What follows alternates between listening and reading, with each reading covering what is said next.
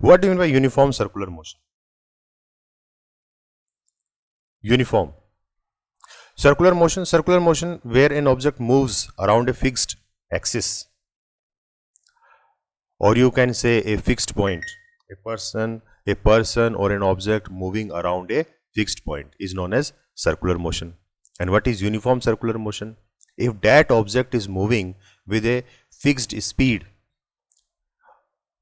or you can say without changing in its speed, then the change in its speed is zero.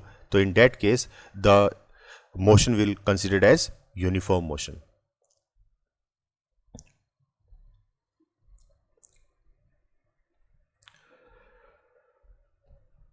So uniform circular motion. So in this, we are going to discuss the direction of velocity and acceleration.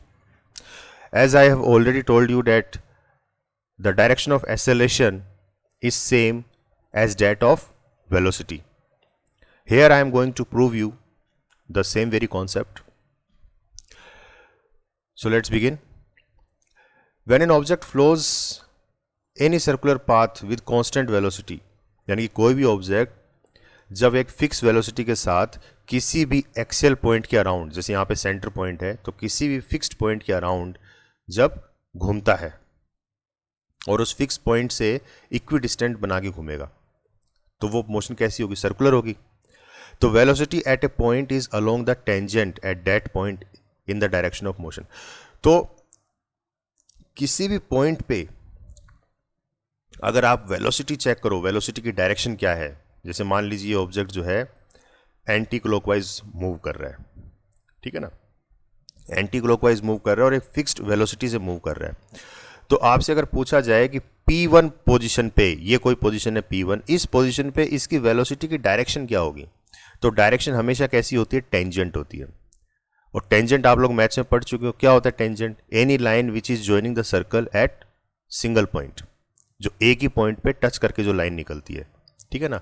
और obviously ये line कैसी होगी? ये radius के साथ हमेशा क्या होती है? परपेंडिकुलर होती है. ये 90 डिग्री एंगल बनाती है हमेशा, ठीक है ना. तो ये P1 पोजीशन पे जो डायरेक्शन होगी वो ये टेंजेंट होगी V1. ऐसे P2 पोजीशन पे जो वेलोसिटी की जो डायरेक्शन होगी वो ये होगी, यहाँ पे टेंजेंट निकलेगा ये, ठीक है ना. तो हमेशा टेंजेंशियल होती है. तो जो वेलोसिटी की डायरेक्शन होती है वही डायरेक्शन जो है एक्सेलरेशन की होती है. एक्सेलरेशन कौन सी? एक्सेलरेशन का मतलब है चेंज इन वेलोसिटी. तो चेंज इन वेलोसिटी की जो डायरेक्शन होगी उस डायरेक्शन की हम बात कर रहे हैं, ना कि इंडिविजुअल वेलोसिटी की, ठीक है ना. तो वो कैसे निकालेंगे वो हम देखते हैं. तो P1 P2 क्या है? कोई भी इनिशियल और फाइनल पोजीशन ऑब्जेक्ट की. And V1 V2 are directions of velocity at point P1 and P2. अब देखिए इन वेक्टर्स को, ये जो V1 वेक्टर है V2 वेक्टर, इसको एज इट इज, मतलब मैं शिफ्टिंग कर रहा हूं. इनकी ना तो मैं डायरेक्शन चेंज करूंगा ना ही इनकी मैग्नीट्यूड चेंज करूंगा, सिर्फ एज इट इज मैंने इसको शिफ्ट कर दिया. ये यहां पे ले आया V1, और ऐसी ये V2 जो है इसको एज इट इज मैं यहां पे ले आया V2. तो देखिए ये V1 है और ये V2 है, दो वेक्टर है, ठीक है ना. और थर्ड वेक्टर ये चेंज इन वेलोसिटी, भाई ये दो वेलोसिटी है V1 और V2, तो दोनों में चेंज कितना हो रहा है? तो ये थर्ड वेक्टर मैंने लगा दिया डेल्टा V, ठीक है ना, चेंज इन वेलोसिटी. तो देखिए अब ये तीनों वेक्टर हैं, तो इसमें से अगर हम ट्राइंगल लॉ लगाएं तो हमें ट्राइंगल लॉ में क्या कहते हैं कि if any two sides of the triangle are taken in same order then the third side will be taken in opposite order. तो दो साइड आप ले लीजिए जो सेम ऑर्डर में हो. जैसे ये देखिए आप, ये V1 और डेल्टा V, ये दोनों सेम ऑर्डर में है. कैसे हैं? एंटी क्लॉकवाइज हैं. तो जो थर्ड साइड है V2, ये कैसी हो जाएगी? अपोजिट डायरेक्शन में, यानी कि क्लॉकवाइज हो जाएगी, ठीक है ना. तो हम यहाँ पे ट्राइंगल लॉ लगा सकते हैं. तो जब ट्राइंगल लॉ लगाएंगे तो डेल्टा V क्या निकलेगा आपका? V2 माइनस V1 निकलेगा, चेंज इन वेलोसिटी. और चेंज इन वेलोसिटी, अब देखिए एक्सेलरेशन क्या होती है? एक्सेलरेशन होती है rate of change of velocity, ठीक है ना, dv अपॉन dt या delta V upon delta t. तो चेंज इन वेलोसिटी होती है. तो चेंज इन वेलोसिटी क्या है? ये है. और एक्सेलरेशन की डायरेक्शन वही होती है जो चेंज इन वेलोसिटी की डायरेक्शन होती है. तो चेंज इन वेलोसिटी की डायरेक्शन क्या है? ये देखिए ये डायरेक्शन है. तो अगर इसको मैं यहां प्लेस करूं तो ये डायरेक्शन कहां जा रही है? इनवर्ड, ठीक है ना, towards the centre of the circle जा रही है कि नहीं जा रही? सेंटर की तरफ जा रही है, ठीक है ना। तो इसका मतलब हम ये कह सकते हैं कि जो एक्सेलरेशन जो होती है उसकी डायरेक्शन हमेशा कहाँ होती है, किस तरफ होती है, towards the centre, towards the centre, centre की तरफ होती है हमेशा, ठीक है ना। यूनिफॉर्म सर्कुलर मोशन में एक्सेलरेशन की जो डायरेक्शन होती है वो हमेशा सेंटर को डायरेक्ट करती है, सेंटर की तरफ होती है, क्योंकि चेंज इन वेलोसिटी की डायरेक्शन क्या है, सेंटर की तरफ है। क्योंकि ये दो वेक्टर हमने एज इट इज रखे हैं, तो थर्ड वेक्टर देखो इस तरीके से ही आएगा और इसकी डायरेक्शन कहां जा रही है, सेंटर की तरफ जा रही है, ठीक है ना। तो ये since acceleration is towards the centre, it is also called centripetal acceleration. और इसीलिए क्योंकि अब एक्सेलरेशन की डायरेक्शन सेंटर की तरफ है, तो इसलिए हम इसको सेंट्रीपिटल एक्सेलरेशन भी बोलते हैं। अब सेंट्रीपिटल क्या होता है, सेंट्रीपिटल एक वो फोर्स है जो किसी भी ऑब्जेक्ट को सेंटर की तरफ अट्रैक्ट करता है, ठीक है ना। आपने देखा होगा जब भी आप कर्व्ड पाथ से, जब आप जैसे मान लीजिए तेज साइकिल आप चलाते हो और कोई भी मोड़ पे आप लोग क्या करते हो, या तो स्पीड आपको कम करनी पड़ेगी, तभी आप उस मोड़ पे आराम से इजीली घूम पाओगे। और कई बार स्पीड आप कम नहीं करते हो, उसकी बजाय आप क्या करते हो, थोड़ी सी अपनी बाइक को या अपनी साइकिल को आप झुका देते हो, झुका देते हो। और किस तरफ झुकाते हो, जिस तरफ आपको कर्व लेना है आप उसी कर्व के सेंटर की तरफ आप झुका देते हो, ठीक है ना। तो इससे क्या होता है कि आपको वेलोसिटी कम नहीं करनी पड़ती और आपका काम भी निकल जाता है, आप स्मूथली जो है मूव कर जाते हो। तो कहने का मतलब जब आप सेंटर की तरफ उसको झुका देते हो तो वहां पे क्या लग रहा है, एक सेंट्रीपिटल फोर्स लग रहा है उसके ऊपर, ठीक है ना, जो कि आपको सेंटर की तरफ बाउंड करके रखता है। तो वो आपको टेंजेंशियली खींच लेता है, ठीक है ना। और आप इजीली जो है उस कर्व पाथ को इजीली मतलब उसको जो भी आपकी बाइक या मोटरसाइकिल है उसको आप इजीली जो है उस कर्व पाथ से निकाल पाते हो, और इस दौरान आपको स्पीड भी कम नहीं करनी पड़ती। तो ये होती है सेंट्रीपिटल एक्सेलरेशन। तो और इसको हम डिनोट कैसे करेंगे, ए सी, ए और इसके बेस में अपन डालते हैं सी, तो इसको सेंट्रीपिटल एक्सेलरेशन, इसको इस तरीके से डिनोट करते हैं अपन। तो अब क्लियर हो गया ये कि एक्सेलरेशन की डायरेक्शन क्या होगी, जो चेंज इन वेलोसिटी की डायरेक्शन होगी, और चेंज इन वेलोसिटी की डायरेक्शन क्या होगी, सेंटर की तरफ होगी। तो अब हम मैग्नीट्यूड निकाल लेते हैं, सेंट्रीपिटल एक्सेलरेशन की वैल्यू क्या निकलेगी, ठीक है ना, किसके बराबर होगा सेंट्रीपिटल एक्सेलरेशन। तो देखिए छोटा सा हमने कंस्ट्रक्शन किया है, जैसे सेम वही सर्किट है, वही डायग्राम है जो पीछे हमने लिया था, सर्कुलर मोशन है, ये P1 और P2 दो पोजीशन है और यहाँ पे वेलोसिटी V1 है और ये वेलोसिटी V2 है। तो इन्हीं दो वेक्टर को मैंने एज इट इज रख लिया, ये ये V है और ये V डैश है ना, तो V और V डैश, और ये चेंज इन वेलोसिटी आ गया डेल्टा V, ठीक है। अब देखिए, अब ये दो ट्राइंगल यहां आपको नजर आएंगे, एक तो नजर आएगा आपको ए बी और सी, ये ट्राइंगल नजर आया, और एक ट्राइंगल यहां नजर आ रहा है आपको ओ P1 P2। तो देखिए इसमें भी ये R है और ये दूसरी पोजीशन R डैश है, या फिर इसको आप R1 R2 भी ले सकते हो, क्योंकि ये P1 के लिए और ये P2 के लिए, तो ये R1 हो जाएगी, R2 हो जाएगी, तो आप कैसे भी ले सकते हो इसकी नेमिंग। और ये बीच में जो क्या आएगा, ये डेल्टा आर आएगा, चेंज इन पोजीशन कहाँ से कहाँ तक कितनी पोजीशन में चेंज हुआ, तो ये बीच वाला आ गया डेल्टा आर। तो ये एक ट्राइंगल बन रहा है और एक ट्राइंगल ये बन रहा है। तो अब देखिए जो V डैश है और जो V है, in both are parallel and equal.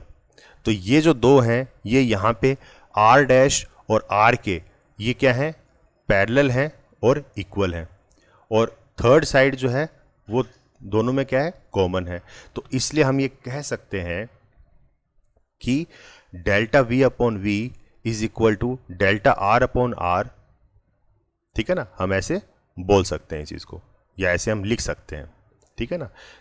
ये ट्रायंगल लो लगता है एक तरीके से इसमें, कि जब दो ट्रायंगल हैं उनकी दो साइड आपकी मतलब पैरेलल भी होती हैं और इक्वल भी होती हैं, तो जो थर्ड साइड दोनों में कॉमन होती है, तो उस केस में हम इसको इस तरीके से लिख सकते हैं, ठीक है ना। तो delta V upon V can be written as is equal to delta R upon R। तो इस तरीके से हम इसको लिख सकते हैं। तो R यहाँ पे क्या रेडियस है, तो इसको हम कैपिटल R से भी लिख सकते हैं, ठीक है ना, रेडियस। तो एक ही चीज़ है ये। अब देखिए इंस्टेंटेनियस एक्सेलरेशन क्या होती है, तो ये फॉर्मूला मैंने आपको लिखवा दिया इंस्टेंटेनियस एक्सेलरेशन का।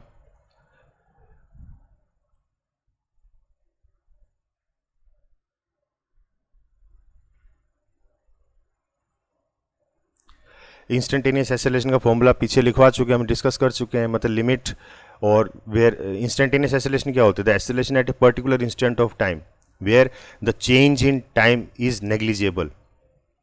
तो limit change in time tends to zero और rate of change of velocity d delta v upon delta T.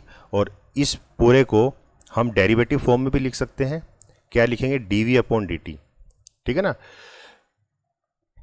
D v upon d t. अब हमें क्या करना है, ये वैल्यूज जो है ऊपर ये पुट करनी है यहाँ पे। तो क्या वैल्यू पुट किया हमने, डी वी है, डी वी, तो ये जो देखिए आप डी वी यहाँ पे ये आ गया अपना डी वी और डेल्टा वी एक ही बात है, ठीक है ना। यहाँ देख लीजिए आप, ये डेल्टा वी है, तो डेल्टा वी की जगह हम क्या लिख सकते हैं, v delta r upon r लिख सकते हैं, v delta r upon r लिख सकते हैं डेल्टा वी की जगह। तो v delta r upon r हमने लिख दिया, ठीक है ना। और इसी को पूरे को डेरिवेटिव फॉर्म में अगर लिखना हो तो ये लिमिट हट जाएगी, हम डायरेक्ट लिख सकते हैं इसको, v और डेल्टा आर की जगह आ जाएगा डी आर और अपॉन आर और ये आ जाएगा डी टी, ठीक है। इस तरीके से लिख सकते हैं अपन।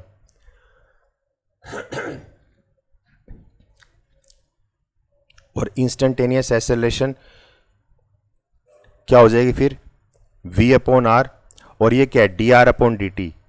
तो d r upon d t क्या होता है, rate of change of position होती है। तो rate of change of position क्या होती है, वेलोसिटी होती है। तो ये वेलोसिटी आ गई, तो वेलोसिटी स्क्वायर अपॉन आर, तो ये हमारी आ गई सेंट्रीपिटल एक्सेलरेशन की value v square upon r. तो ये आपका फॉर्मूला तैयार हो गया। तो बेसिकली आपके जो एग्जाम में जो हमें काम की जो चीज़ है वो ये है, ये फॉर्मूला हम आगे यूज़ करते हैं न्यूमेरिकल्स में, ठीक है ना। तो इसका डेरिवेशन इतना इंपॉर्टेंट नहीं है जितना इंपॉर्टेंट की ये फॉर्मूला है, हमारे काम के ये है।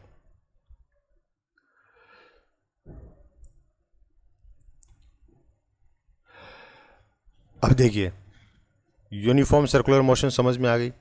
अब एंगुलर वेलोसिटी, इससे पहले हमने क्या पढ़ी थी, वेलोसिटी। जब हम देखो सिंपल वेलोसिटी बोलते हैं तो वो वेलोसिटी कैसी होती है, लीनियर वेलोसिटी होती है, एक ही लाइन में। जब कोई चीज़ सर्कुलर घूम रही होती है तो वहाँ पे हम क्या लगा देते हैं, एंगुलर लगा देते हैं। मतलब क्यों एंगुलर क्यों लगाते हैं, क्योंकि वो सेंटर के साथ कुछ थीटा एंगल चेंज करती है हर बार, ठीक है ना। तो उस वेलोसिटी को हम क्या बोल देते हैं, एंगुलर वेलोसिटी। तो सिंपल वेलोसिटी की डेफिनेशन क्या है, rate of change of displacement. तो यहां पे क्या हो जाएगा angular velocity, rate of change of angular displacement.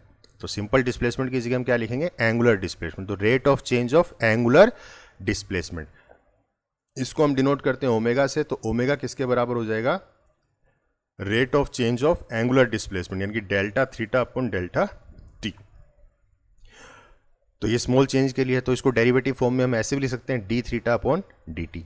तो ये आपका ओमेगा का फॉर्मूला आ गया, ठीक है ना। चेंज इन एंगुलर, तो डेल्टा थीटा क्या है, चेंज इन एंगुलर डिस्प्लेसमेंट। तो ये एंगल के जैसे P1 पोजीशन थी, फिर दोबारा घूम के ऑब्जेक्ट की P2 पोजीशन आ गई। तो इस दौरान हम स्टडी करें तो इस दौरान कितना एंगल चेंज हुआ, थीटा एंगल चेंज हुआ ना।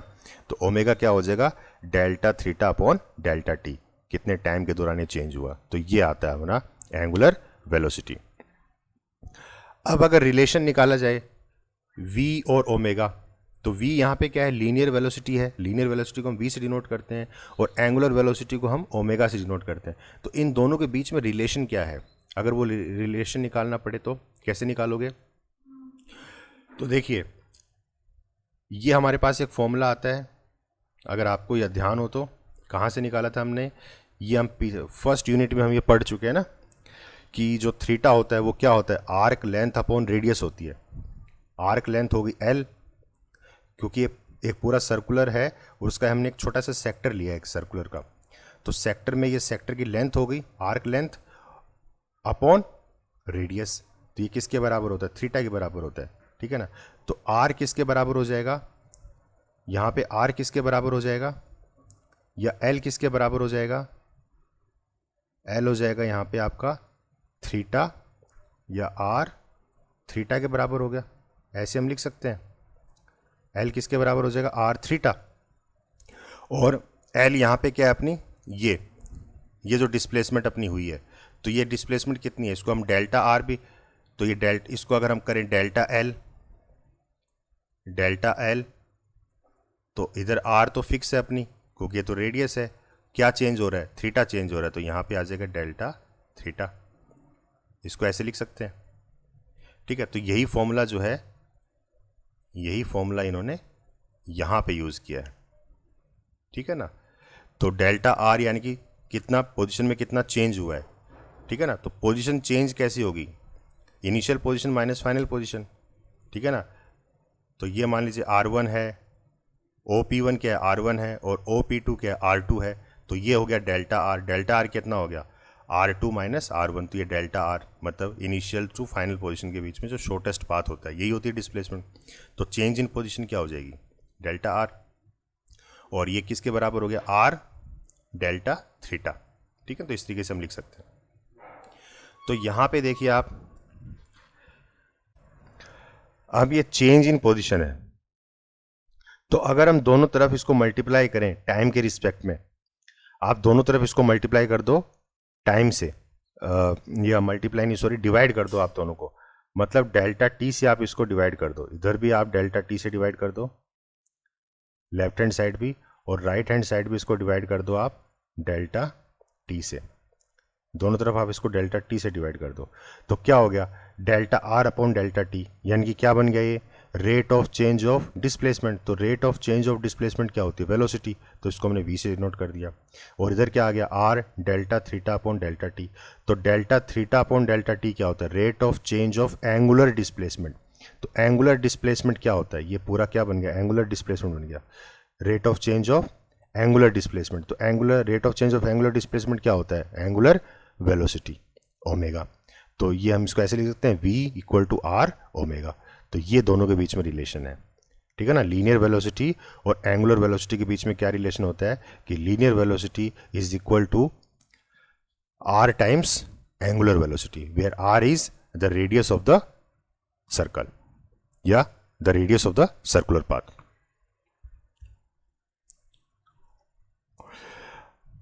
अच्छा, ये तो सिंपल हमने डेल्टा यूज करके किया, आप इसको इस तरीके से भी कर सकते हो। ठीक है ना, डेरिवेटिव फॉर्म में। तो यहां पे जो डेल्टा आर था वहां डी आर कर दिया, और जो डेल्टा थीटा था वहां पे डी थीटा कर दिया, मतलब डेरिवेटिव फॉर्म में भी आप कर सकते हो, तो रिजल्ट वही सेम रहेगा। ठीक है ना, इसको दोनों तरफ आप फिर डी टी से डिवाइड कर दो, तो d r upon d t क्या होता है, वी हो जाएगा। D r upon d t क्या होता है, वी, और d theta upon d t क्या होता है, ओमेगा, और आर, तो v equals to r omega. हम इसको ऐसे भी लिख सकते हैं। तो आप कोई भी मेथड जो है दोनों में से अप्लाई कर सकते हो, ये तरीका भी सही है और ये तरीका भी सही है। लेकिन आपको याद क्या रखना है, ये रिलेशन, क्योंकि ये हमारे काम का है, ये फॉर्मूला जो आपका आया है ये हमारे काम का, ये हमें आगे काम आएगा। ठीक है ना, relation between v equals to relation between linear velocity and angular velocity. इसी तरीके से relation between centripetal acceleration and angular velocity, इन दो के बीच में क्या रिलेशन होता है, सेंट्रीपिटल एक्सेलरेशन और एंगुलर वेलोसिटी के बीच में क्या रिलेशन होगा। तो हमें पता है सेंट्रीपिटल एक्सेलरेशन अभी हमने निकाला है पीछे, क्या होता है, वी स्क्वायर अपॉन आर, और वी स्क्वायर किसके बराबर था, तो वी किसके बराबर था, आर ओमेगा, तो वी स्क्वायर है तो आर स्क्वायर ओमेगा स्क्वायर हो जाएगा। तो यहां से एक आर और एक आर ये कट जाएगा, तो क्या बच गया, ओमेगा स्क्वायर आर। तो ये रिलेशन आ गया सेंट्रीपिटल एक्सेलरेशन और एंगुलर वेलोसिटी के बीच में। तो एक ये रिलेशन आपको याद रखना है। ठीक है, अच्छा, ये कुछ छोटे छोटे फॉर्मूले हैं जो आपको पता होने चाहिए। ठीक है, आप सिंपली इसको अपनी कॉपी में राइट डाउन कर लेना, क्योंकि ये भी हमारे न्यूमेरिकल्स में यूज होते हैं। जैसे कि मान लीजिए कोई भी if T is total time period है, अगर टी कोई टोटल टाइम पीरियड है तो उस केस में एंगुलर वेलोसिटी क्या होती है, उसको हम इस तरीके से लिख सकते हैं, omega equal 2 pi by T. ठीक है ना, ये फॉर्मूला आपने 9th क्लास में भी देखा होगा।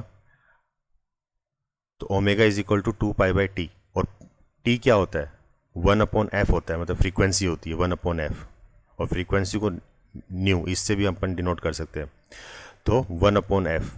ठीक है ना, तो टी की जगह हम लिख सकते हैं 1 अपॉन एफ, या फिर 1 अपॉन टी हो जाएगा तो क्या हो जाएगा, एफ हो जाएगा सिंपल, या न्यू हो जाएगा। तो इसको हम इस तरीके से भी लिख सकते हैं, ओमेगा इक्वल टू 2 पाई और 1 अपॉन टी की जगह हमने लिख दिया न्यू। ये फ्रीक्वेंसी के फॉर्म में है, ये टाइम पीरियड की फॉर्म में है। ठीक है ना, तो छोटे छोटे फॉर्मूले हैं जो आपको पता होने चाहिए, बेसिक फॉर्मूले हैं ये। ऐसी आर्क, ये थीटा जो निकालते हैं अपन, तो ये किसके बराबर होता है, आर्क लेंथ और अपॉन रेडियस के बराबर होता है, ठीक है ना। तो ये सारी चीज़ें ये आप लोग पढ़ चुके हो वैसे 9th क्लास में, लेकिन जस्ट आपको पता होना चाहिए इसलिए ये बता रहा हूँ। ये फॉर्मूले आपके इंपॉर्टेंट हैं, आप लिख लीजिए इसको कॉपी में, ठीक है ना।